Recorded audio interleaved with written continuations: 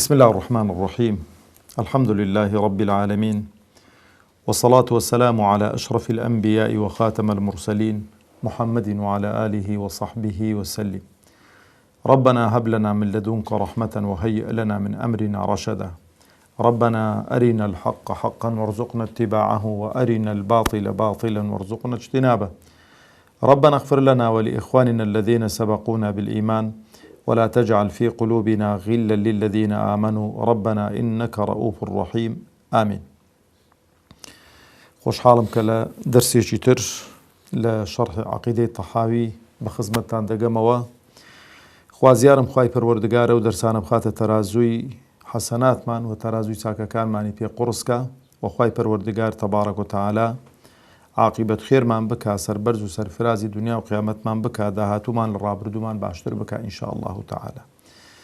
برایانی بەڕێز، هەر لە ئیسرا و میعراج کۆمەڵە شتێک مابوون باسی کەین. طبعا وەکو گوتمان ئیسرا و میعراج یەک جار بووە و پێغەمبەری خوا عەلەیهی سەڵات وسەلام بە جەستە و بە ڕوحی و بە خەبەر بووە، بۆی کە ئەسڵی معجیزە ینی دەستەوەستانکردنی خەڵکی دیکە، خەڵک ناتوانێت ئاوا بڕوات. ئەو یەکێک بوو لە معجیزەکانی پێغەمبەری خوا عەلەیهی سەڵات وسەلام کە خوای گەورە بۆی کردووە، وەکو ڕێز و تەقدیر و حورمەتێک بۆی داناوە بۆ پێغەمبەری خوا عەلەیهی سەڵات وسەلام. لە فەرمودەکانی ئیسرا و میعراج کە زۆر هاتوون لەسەری، ئەمن دووسێ شتان بۆ باز دەکەم کە جێی ئیتیفاقی هەموو عولەمایانە و پێغەمبەری خوا عەلەیهی سەڵات وسەلام فەرمودە سەحیحەکانی شاڕی پێ کردووە. طبعا جوبریل عەلەیهی سەڵات وسەلام پاشەوەی کە دەیبا بۆ بەیت المەقدس و لەوێن دەرێ پێشنوێژی بۆ پێغەمبەران دەکا عەلەیهیمو سەڵات وسەلام، ئەو جا لەوێن دەرێ بەرز دەبیتەوە بۆ ئاسمان. بێ سڕیش نییە، بێ حیکمەت نییە، حتا تاکە شوێنێک عولەما ئێستا دەفەرمون کە ئینسان بتوانێت تێیدا بەسەرکەوێتەوە بۆ ئاسمانەکان لەسەر بەیت المەقدسەوەیە، یعنی ڕێگایە کە بێوێن دەرێدا ئەتوانی بەسەر بکەوی. پێغەمبەری خوا عەلەیهی سەڵات وسەلام لەوێن دەرێڕا لەگەڵ جوبریل عەلەیهی سەڵات وسەلام بەسەر دەکەوێتن کە دەچن بۆ ئاسمانی یەکەم.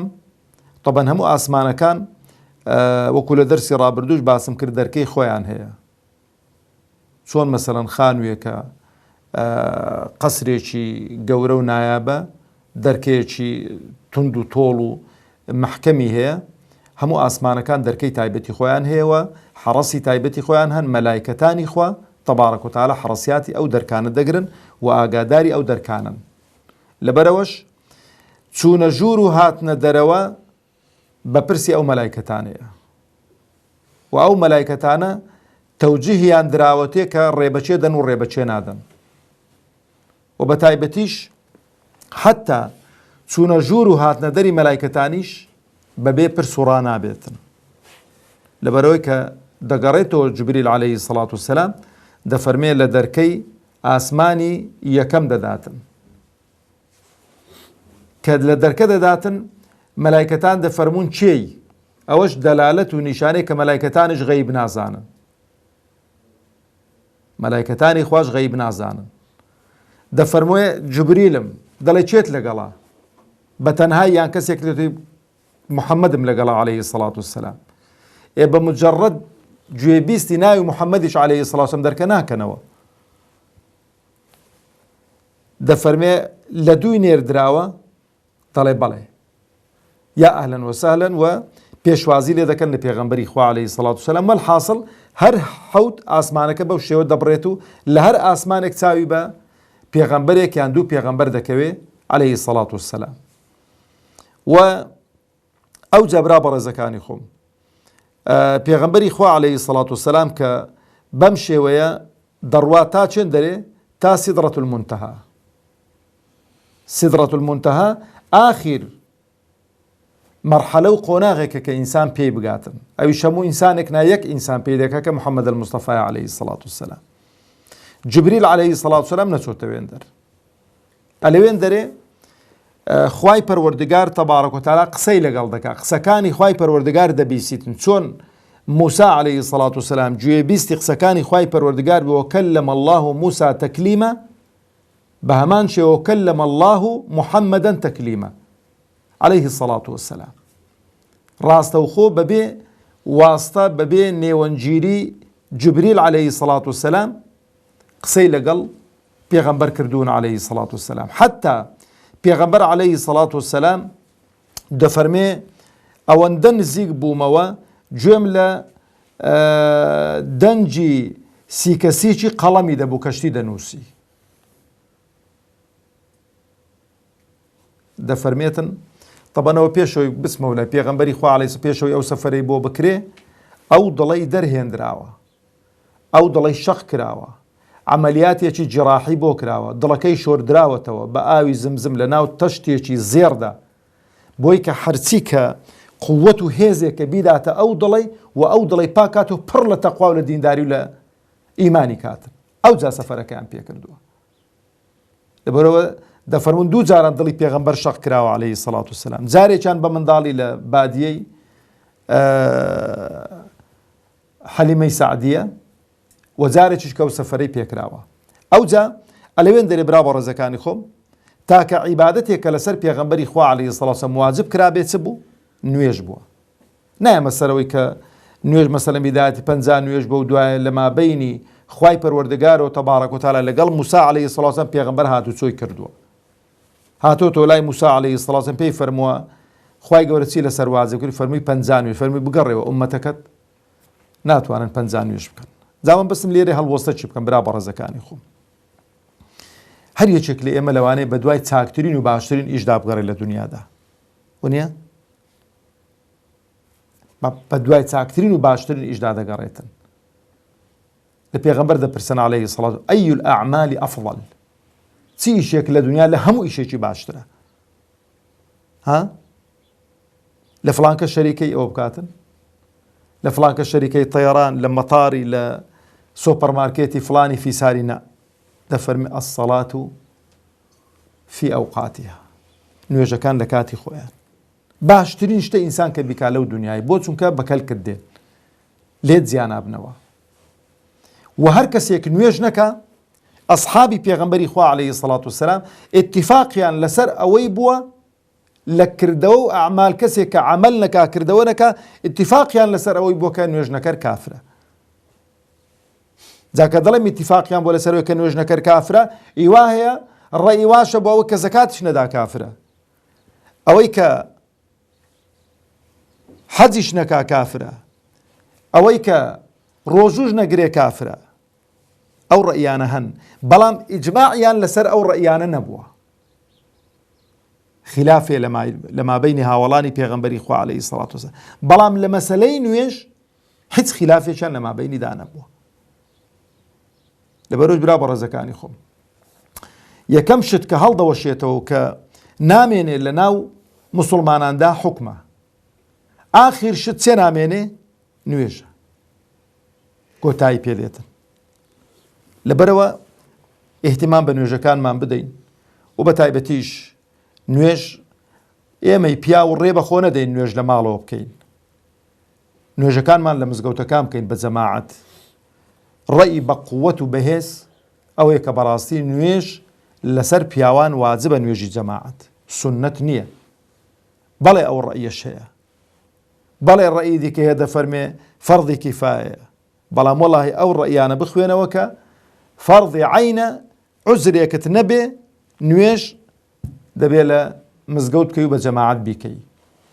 و تام و چێژی نوێژی جەماعەتیش بۆ خۆتان تەماشەکەن ئەو نوێژێک کە بە جەماعەت دەیکەی لە مزگەوتێک لە دوو ئیمامێک چەند فەرقی هەیە لە نوێژێکە بە خۆت لە ماڵەوە کە نازانی چۆنت کردو چەند ڕکعاتت کردوون و بە پەلەپەل و بە هەلەهەل ئەنی هەروەکو بڵێ لە کۆڵە خۆت کردوتەوە خوا نەخواستە. ئەو جەبرا بە ڕێزەکانی خۆم خوای پەروەردگار تەبارەک و تەعالا دەربارەی خوای گەورە بەرزە لە سەروی هەموو ئاسمانەکانە لەبەرەوەش کە باسی بەرزبوونەوە دەکات دەفەرمێت تعرج المەلائکەة والروح إليه. مەلایکەتەکانی خوا وەڕوح مەبەستی جا پێ جبریل عەلەیهی سەڵات وسەلام بەرز دەبنەوە بۆ لای خوای پەروەردگار تەبارەک و تەعالا. دلیل و بەڵگە زۆرن کە خوای پەروەردگار لە سەروی هەموو ئاسمانەکانەوەی و لەسەر عەرشی خۆیەتی، بەڵام چۆنێکە بۆ خۆی شایستەی خۆ بێ کە باسی دەرکەکانی ئاسمان دەکەین چۆنن غەیب نازانین چۆنن، بەڵام دەبێ ئیمانمان پێ هەبێ کە بەم شێوەیەن. ئەو جابرا بەڕێزەکانی خۆم بۆ ئەوەی کە لەو زروف و زەمەنەی کە ئەمە تێکەوتوین کە باسی ئیسرا و میعراج و باسی غەیبیات دەکەین، خوای پەروەردگار چ دەفەرمێ سەنوریهم ئایاتینا فی الآفاق وفی ئەنفوسهم، هەندێک نیشانە و علامەتیان پیشان دەدەین لە کەون و کائینات و لە ئەرز و ئاسمانەکان و لە مەجەڕات و لە مانگ و ڕۆژ و ئەستێرە و شەو لەوانە وفی ئەنفوسهم لە ناو خودی خۆشیاندا لە ناخی خۆشیاندا بۆ حتى يتبين لهم أنه الحق، بۆی کە بۆیان بسەلمێنین کە ئەو دینەی کە بۆمان ناردوون ئەو پەیامەی کە بۆمان ناردوون پەیامێکی حەقە، پێغەمبەرمان حەقە، خوامان حەقە. وماذا بعد الحق إلا الضلال. ئەگەر تەماشەشکەین ئینسانی عاقڵ و خوێندەوار علامەت و نیشانە زۆرن کە ئینسان ئەو شتانەی کە خوا باسی کردوون هەمووی لە شوێنی خۆن، ئەوەی پێغەمبەر باسی کردو عەلەیهی سەڵات هەمووی لە شوێنی خۆیە. ئەتۆ باوەڕ بە ئیسرا و میعراج ناکەی کە خوا دەڵێ من کردومە، ئەمن بردومە، ئەمن داوەتم کردووە. هێز و قووەتی خوای پەروەردگاریش دەستەوەستانی نییە، دەستەوەستانی نییە. خوای پەروەردگار چ دەفەرمێ؟ دەفەرمێ وما كان الله ليعجزه من شيء في السماوات ولا في الأرض. هیچ شتێک نییە خوا دەستەوەستان کە لە ئاسمانەکان و لە زەوی. إنه كان عليما قديرا. کەواتە برا بەڕێزەکانی خۆم ئەتۆ بڵێ وەڵا کاکە لە ئەو پەڕی ئەمریکا تەلەفۆنت بۆ بکرێتن لێرە بە چرکەیەک ئەو بڵێ ئەلۆ تۆ بڵێ ئەلۆ باوەڕ دەکەی وەنیە؟ بەڵام بۆ باوەڕ ناکەی بڵێ وەڵا خوای پەروەردگار بەو گەورەی و عەزەمەتی خۆی بەو دەسەڵاتی خۆی عەبدێکی داوەت کردو بردوێتی؟ ئەگە کەسێک عەقڵی هەبێ ئەو قسەی ناکات. ئەوجا برا بەڕێزەکانی خۆم ئەوە نبذەیەکی کورت لەسەر ئیسرا و میعراج لەبەرەوەی ئەوە بابی عەقیدەیە ئەوەندەی کە پێویست کاتن. ئەوجا دەینە سەر بابەتێکی نوێ دەفەرمێ والحوض الذي أكرمه الله تعالى به غياثا لأمته حق. دێتە سەرەوەی کە ئەو حەوزە ئەو جا حەوز گۆمی ناودەنەی دەریاچەی ناودەنەی چی ناودەنەی کێشەمان نییە. هەموو پێغەمبەرێک خوای پەروەردگار تەبارەک و تەعالا حەوزێکی پێداوە بۆ ئەو ئیماندارانەی کە لەگەڵیدان لەگەڵ ئەو پێغەمبەرە عەلەیهی سەڵات وسەلام کە لە ئەو مەواقیف و لەو شوێنانەی کە مەسەلەن مووقیفی زۆر زۆر دێنە پێش، مووقیفی ترسناک، مووقیفی ناخۆش، تینوو دەبی، بێتاقەت دەبی، بۆی کە وەکو بڵێ پشوێک بدەی ئیسراحەتێک بکەی قومە ئاوێک بخۆیەوە. خوای پەروەردگار تەبارەک و تەعالا بە نەسی ئاەت لە قورئانی پیرۆزدا چ دەفەرمێ ئینا ئەعطەیناکە الکەوثەر.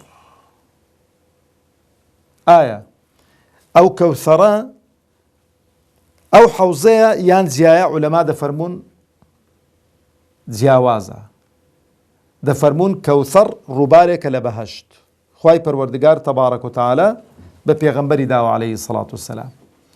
حتا دەفەرمێتن ئەو حەوزەی کە پێغەمبەر عەلەیهی سەڵات وسەلام باسی دەکا تەبەن درێژیەکەی مەسیرەی یەک مانگە بڕۆی، جا بە پێیان بە سواری بە تەیارەی بە بوڕاقی نازانم، مەسیرەی ڕۆیشتنی یەک مانجی درێژە، مەسیرەی ڕۆیشتنی یەک مانجی بەرینە. دەفەرمێتن ئەو پەرداغانەی کە لەسەری دانراون بەقەدەر ئەستێرەکانی ئاسمانن.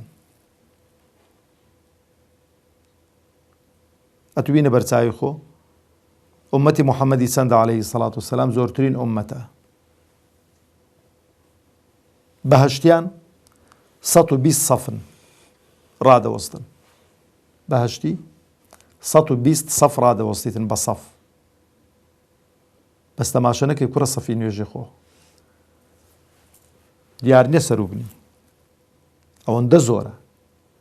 لەو 120 سەفەی 80 سەفی ئومەتی محەممەدی عەلەیهی سەڵات وسەلام. یا ڕەبی خۆیان لە ئومەتی محەممەدی مان بجێڕی عەلەیهی سەڵات وسەلام. 80 سەفی ئومەتی محەممەد عەلەیهی سەڵات، 40 سەفی دیکە لە ئادەمەوە عەلەیهی سەڵات وەسەلام هەتا عیسا عەلەیهی سەڵات وەسەلام ئەوانن بە پێغەمبەرانەوە 124,000 پێغەمبەری لێ بەس پێغەمبەری مەی لێ بینێ دەرێ 124,000 ناقیسیەک لەگەڵ هەموو ئیماندار و مسلمانانی دیکە کە ئیمانیان پێهێناون چل ڕیز دەبن. ئومەتی محەممەدی عەلەیهی سەڵات وەسەلام بە محەممەدەوە 80 ڕیز دەبێت. لەبەرەوە هەم حەوزەکەی فراوانترە لە پێغەمبەرانی دیکە عەلەیهیمو سەڵات وەسەلام، هەم ئەو ئانیە و ئەو پەرداغ و ئەو گڵاسانەی کە لەسەری دانراون زۆرترن بەقەدەر ئەستێرەکانی ئاسمانن. ئەوجا ئاوەکەی لە شیر سپیترە، وەتام و لەزەتی لە مسک خۆشترە، و لە هەنجوین شیرنترە. لەبەرەوە برا عەزیزەکانی خۆم، ئەو حەوزە بەم شێوەیە خوای پەروەردگار تەبارەک وتەعالە ئیکرامەن بۆ پێغەمبەری خوا عەلەیهی سەڵات وەسەلام دایناوە و کردوویەتی خەڵاتی پێغەمبەری خوا بۆ ئوممەتەکەی. ئەو حەوزە لەکوێیە؟ طبعاً عولەما هەرچی قسەیەکی لێ بکەی براوە ڕێزەکانی خۆم، هیچ دەلیل و بەڵگەیەکمان نییە کە بڵێ ئەو حەوزە تەسەلسولی ئەو شتانە ئایا لە پێش سیراتە، لە دوای سیراتە، لە پێش ئەوەیە کە کردەوە و ئەعمالی ئینسان دەچێشرێن. مهم هەندێک لە عولەما دەفەرمون پێشەوە کە لە پردی سیرات بپەڕیەوە، پاشەوەی کە کردەوەکانت چێشران، پاشەوەی کە سوحوفی ئەعمالی خۆت وەرگرتەوە، ئەلێوێن دەرێ حەوزەکە هەموو تەواو دەبی، حەشر و حیسابت تەواو دەبی، یعنی ئەو جاوەرە ئەو حیسابی قیامەت و ئەوانەت هەموو کۆتایی پێهێناوە، چەند ماندوو بووی، چەند شەکەت بووی، چەند ناڕحەت بووی. ئەو جا دەچی پێغەمبەری خوا عەلەیهی سەڵات وەسەلام لەسەر حەوزی کەوسەر چاوەڕێت دەکا و ئەو حەوزە دوو سەرچاوەی، دوو میزاب، دوو سەرچاوەی گەورە لە بەهەشت، لە ڕووبارەکانی بەهەشت. جا ئایا ئەو ڕووباری کەوسەرە یان ڕووباری دیکەیە؟ دێ دەڕژێتە ناو ئەو حەوزەی پێغەمبەری خوا عەلەیهی سەڵات وەسەلام. پێغەمبەری خوا عەلەیهی سەڵات وەسەلام پێشوازی دەکا لە ئیمانداران و بە دەستی مبارەکی خۆی ئاویان دەداتێ. هەر کەسێک قومە ئاوێکی لەو حەوزەی بخواتەوە جارێکی دیکە تێنی نابیتن، کۆتایی بە تێنی بوون دێتن. ئەوجا ئەو ئاو خواردنەوە و ئەو مەشروب خواردنەوە و ئەو شیر خواردنەوە هەمووی بۆ چیە؟ بۆ لەزەتە لە مەودووە، نە لە برسانە نە لە تێنانە. ئەوجا برا عەزیزەکانی خۆم، کۆمەڵە کەسێک دێن بۆ سەر حەوزەکەی، پێغەمبەر پێشوازیان دەکا عەلەیهی سەڵات وەسەلام. ئەوەش دەلالەت لەسەرەوە کە پێغەمبەری خوا غەیبی نییە و غەیبی نەبووە، غەیب نازانێتن. پێشوازیان دەکا مەلایکەتانی خوا دێن ڕێیان لێ دەگرن، دەفەرمون پێغەمبەر دەفەرمێ ئوممەتی ئوممەتی، دەفەرمێ ئوممەتی تونین ئەوانە هەڵگەڕانەوە لە دوای تۆ، دەفەرمێ سوحقەن سوحقەن، ڕایان دەچێشن. جا لەبەرەوە عولەما دەفەرمون ئەگەر حەوز لە دوای پردی سیرات بایە، ئەوانە لەسەر پردی سیرات نەدەبا بپەڕنەوە، لەبەرەوە کردویانەتە بەڵگە دەڵێن حەوز لە پێش پردی سیراتە ئیمانداران ئومەتی محەممەد عەلەیهی سەڵات وەسەلام لەسەر ئەو حەوزە ئاو دەخۆن و ئیسراحەت دەکەن و پێغەمبەری خوا عەلەیهی سەڵات وەسەلام پێشوازیان لێ دەکاتن و ئەوجا بە ئیسراحەت لەسەر پردی سیراتدا دەپەڕنەوە. برا بەڕێزەکانی خۆم، دوا قسم لێرانە ئەوەیە ئەگەر بمانوێ بەڕاستی بە سەلامەتی، بە سەلیمی، هەم بە خزمەت پێغەمبەر بگەین عەلەیهی سەڵات وەسەلام لەسەر حەوزی کەوسەر و هەم لە پردی سیرات بپەڕینەوە، هەم لە دوای پێغەمبەر بین عەلەیهی سەڵات وەسەلام کە لە دەرگەی بەهەشتدا دەرگەی بەهەشتی بۆ دەکرێتەوە، دەبێ شانازی بە ئەوە بکەین کە ئومەتی محەممەدین عەلەیهی سەڵات وەسەلام و سنەتەکانی پێغەمبەری خوا زیندیکەینەوە عەلەیهی سەڵات وەسەلام و دەعوە و بانگەوازی پێغەمبەری خوا عەلەیهی سەڵات وەسەلام بە دەوروبەری خۆماندا ڕابگەێنین. ئەو بەڕاستی زامینی ئەوەیە کە دەست لە ناو دەستی پێغەمبەر نین عەلەیهی سەڵات وەسەلام و شانازی بۆی بکەین کە ئومەتی محەممەد المستەفاین عەلەیهی سەڵات وەسەلام. خەڵک ئەمڕۆ شانازی بۆ بە ڕوت و قوتی خۆی دەکا، بە بێدینی خۆی دەکا، بە کافربوونی خۆی دەکا، بە نیفاقی خۆی دەکا، بۆ ئەمنت و شانازی بە مسلمان بوونی خۆمانەوە نەکەین، شانازی بە دینداری خۆمانەوە نەکەین، شانازی بە تەبعەتی پێغەمبەر نەکەین عەلەیهی سەڵات وسەلام، کابرا شانازی دەکا بە دوای گۆلچێک دەکەوێت، بە دوای بەرازێک دەکەوێت، بە دوای ورچێک دەکەوێت، بە دوای هەرچی کە مەخلوقاتی قێزەونە عیبادەت و خواپەرستی دەکا، شەرمی لێ ناکە. بۆ ئەمنت و شەرم کەین بڵین ئومەتی محەممەد المستەفاین عەلەیهی سەڵات وسەلام کە دوژمنان شایەتی حەقی بۆ دەدەن، کە دوژمنان شایەتی حەقی بۆ دەدەن. کابرا مسلمانیە کتابێکی داناوە کە 100 پیاوی یەکەمیان محەممەد المستەفای عەلەیهی سەڵات وسەلام. خوای گەورە بە گەورەی و عەزەمەتی خۆی دەفەرمێتن وَإِنَّكَ لَعَلَى خُلُقٍ عَظِيمٍ کە ئەخلاقی لەسەروی ئەخلاقی بەرزیشەوەیە. بۆ بە منجە و بەوانە باسی دینی خۆمان بکەین. ئەگەر بمانەوێ لەو ڕۆژە بەدیداری شاد بین، بەڕاستی دەبێ هەوڵ دەین سیرە و ژیانی زیندی کەینەوە و دیفاعی لێ بکەین و لەسەری بە جواب بین و قبول نەکەین هیچ کەسێک لە مەجلیسی ئێمە بێڕێزی پێ بکاتن. خوای گەورە عاقبەت خێرمان بکاتن، سەربەرز و سەرفرازمان بکاتن. لە دەرسی داهات و دێنە سەر شەفاعەتی پێغەمبەری خوا عەلەیهی الصەڵات وەسسەلام. وەسسەلام عەلەیکم وەڕەحمەتوڵڵاهی وبەڕەکاتوه.